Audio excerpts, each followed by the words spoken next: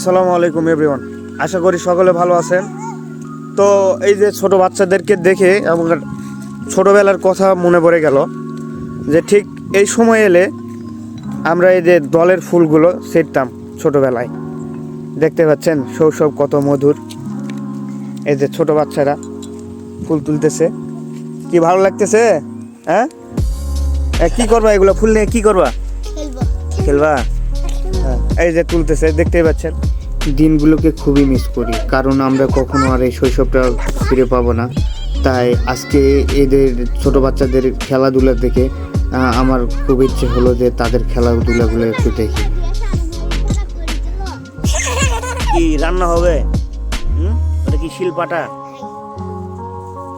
তো ভিডিওটা কেমন হলো অবশ্যই কমেন্ট বক্সে জানাবেন এবং লাইক, কমেন্ট এবং সাবস্ক্রাইব করে ফেলবেন। ধন্যবাদ আপনাকে ভিডিওটি দেখার জন্য।